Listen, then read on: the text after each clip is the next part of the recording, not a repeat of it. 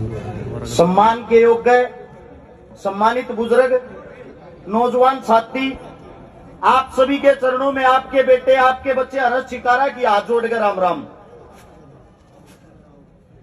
जहां भी अपनी खापों के प्रोग्राम होते हैं, सबसे बड़ा चिंता का विषय एक रहता है, जितना जो यूथ है, युवा, वो कम होता जा रहा है। और जो हमारे बुजुर्ग हैं, जिन्होंने हमारे लिए सदियों से लड़ाई लड़ी, आज भी वही लड़ाई लड़ रहे हैं। बड़ी चीज ये है, हमारे खाप में इतनी बड़ी बड़ी ताकतें, इतने बड़े बड़े योद्धा हुए हैं, जो आजकल के बच्चों को जिनका पता ही नहीं। हाल फिलहाल जहां हम बैठे हैं, आप लोगों को बता दूं, दिल्ली के चारों तरफ से एक ताकत को बसाया गया था, जिस ताकत का नाम था जाट। आज उस ताकत के अंदर ही उसके अपने भाई उसका साथ देने की बजाय एक दूसरे की टांग खींचते हैं। अगर आज जाट को किसी चीज से जाना जाता है ना, हमारे को नजर नीची करनी पड़ जाती जब ये कहती अपने परिवार ने तो मना लो, बाकी बात तो बाद में कर लेना। आप लोगों को बताता हूं हमारी ताकत क्या थी। औरंगजेब जब दिल्ली के दरबारों में बैठता था, गौ हत्या करता था, बहन बेटियों की इज्जत लूटता था, हमारे धर्म के साथ खिलवाड़ करता था, उस वक्त पंजाब से चल के गुरु तेग बहादुर अपने धर्म के लिए लड़ने के लिए आया। जब वो यहां दिल्ली पहुंचा, उसको बंदी बना लिया। बंदी बनाने के बाद उस औरंगजेब हत्यारे ने उसको बोले, या तो मुसलमान धर्म अपना, वरना तेरे भाइयों के तेरी आंखों के सामने मार दूंगा। उसके 3 भाइयों को, सतीदास, मतीदास और दाला, तीनों भाइयों को उसके सामने मार देता है। और हंसते हुए गुरु तेग कहता है, मेरा भी शीश काट ले, कोई फर्क नहीं पड़ना। हम वे क्षत्रिय हैं जहां पैदा हुए हैं, जहां पैदा हुए वही कफन ओढ़ना चाहते, किसी दूसरे का नहीं। और उसी वक्त 22 नवंबर 1675 को गुरु तेग बहादुर का शीश काट दिया, उसके 4 टुकड़े कर दिए। और औरंगजेब ने फरमान सुनाया, दिल्ली के चारों गेटों पर इस गुरु को लटका दो, चारों हिस्सों में काट के चारों को लटका दो, ताकि यहां आने वाले हिंदुओं को पता लगे ये तुम्हारा गुरु था। उसका भगत एक व्यापारी, उसके साथ में उसका एक चेला जेता। जैसे ही उनको पता लगा हमारे गुरु के शव का बुरा हाल ना हो, उसके शव को लेके वहां से भाग लिए। और बड़ खालसा सोनीपत के अंदर आता है, वहां गांव में बढ़ के औरंगजेब की सेना पीछे पीछे, अब शव लाओ, उसकी दुर्गति करनी है हमने। जब बड़ खालसा में पहुंचे, हमारा एक दाता जिसका नाम था कुशाली सिंह दरिया, उसको जानते हैं कुशल सिंह दरिया के नाम से। दादा ने देखा सब आदमी इकट्ठे हो रहे हैं चौपाट में, के बात उड़ जाके देखा तो बताया गुरुजी का शव है।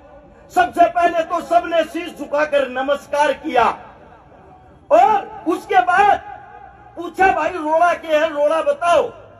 बिना औरंगजेब की सेना पीछे लाग रही, गांव ने घेर ली है, और गुरुजी का शव खोज कर ले जाएंगे। हंसते हुए दादा बोला, फिर शव दे दो, क्यों रोड़ा करवा रहे हो। सब कड़वी आंखों से दादा की तरफ देखते, दादा कैसी बात कर रहे हैं। अरे बिला मूर्खो, गुरुजी की शक्ल देखो और मेरा मुंह देखो, एक सा है कि नहीं। दादा की जना मेरा शीश काट के दे दो। सबकी आंखें फटकी, दादा कैसी बात कर रहा। उसके बाद उस दादा ने अपने पुत्रों को, अपनी औलाद को, अपनी संतान को यह कहा, मेरा शीश तुम काटोगे और मेरा शीश तुम काटकर यह दिखाओगे जाट कितना बलवान होता है। और आज के वक्त, आज एक ऐसा वक्त आ गया है, आप ठोकरों में रुड़ गए हो, आप ठोकरों में रुड़ गए हो। मैं पहले तो आप लोगों को बताता हूं, उस शव को लेके मुसलमान खुश हो गए, दादा को लेके चले गए, और उस गुरुजी के शव को आनंदपुर साहिब पहुंचाया गया, उसका अंतिम संस्कार किया गया। हमने हमेशा दूसरों के लिए कुर्बानियां दी है, लेकिन समस्या दूसरों में नहीं, समस्या हमारे खुद में है। बदलाव हम अपने खुद में नहीं करना चाहते। 1832 में सबसे पहले शराब की दुकान खुली थी बंगाल में। 1832 में फ्री शराब पिलाते थे अंग्रेज। शराब पीने में मजा आ गया। आज का वक्त ये अंग्रेजा की देन है। ऐसा कोई गांव, ऐसा कोई चौक, ऐसा कोई चौराहा नहीं 5 स्टार से ज्यादा शराब के ठेकों को सजाया जाता है। मैं आप लोगों से पूछना चाहता हूं, किसको नहीं पता कि शराब से हमारा विनाश होता है? दारू में बलात्कार हो, दारू में मर्डर हो, दारू तो घर का नाश हो, दारू तो दूसरे का नाश हो। अपने खून किले बेच कर शराबी अपने साथ अपने परिवार को खा जाता है। और हम यहाँ बैठे हुए हैं। मैं समस्त सरदारी से एक विनती करता हूं, इतनी बड़ी चीज नहीं है ये ठेके बंद करवाने। एक गांव इकट्ठा होगा जन कह देगा ना हमारे गांव में ठेका नहीं होना चाहिए।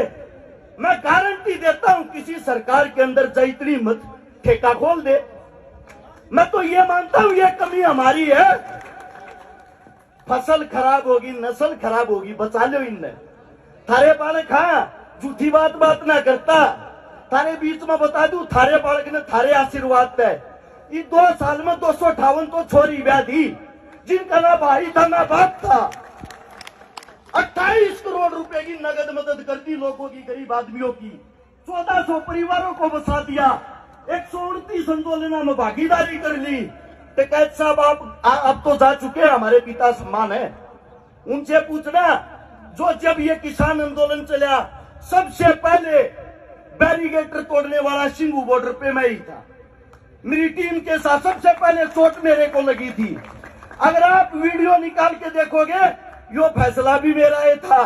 दिल्ली के अंदर नहीं जाएंगे, चारों तरफ तक घेर के बैठांगे। तो आप सबसे विनती है, आपसे ज्यादा ताकत किसी में नहीं। मेरे बुजुर्गों, मेरे मालिकों, ये अपनी नौजवान पीढ़ी ने संभालो, इन्हें समझाओ।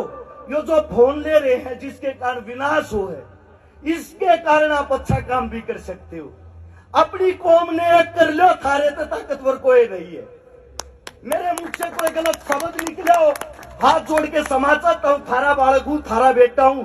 थारे जो 2-4 बात सीखा हा, थारा जो इतिहास पढ़ा थारे बीच में बताने की कोशिश करा हा। इस सरदारी को प्रोग्राम करने वाली इन महान आत्माओं को हर्ष शिकारा की तरफ से बहुत बहुत साधुवाद। कहीं ना कहीं आप लोगों को जागरूक कर रहे हो। हर एक इंसान से मेरी विनती है, अपने हस्ताक्षर करके जरूर जाना, ताकि सरकार के सामने अगर ये मांग लेके जाए उनको पता लगे इनके अंदर कितनी एकता है। आप सभी साथियों को हर्ष शिकारा की तरफ से हाथ जोड़कर आपके चरणों में राम राम। बहुत बहुत धन्यवाद। एक बार जोरदार तालियां भाई के लिए। मैं एक बार निवेदन करूंगा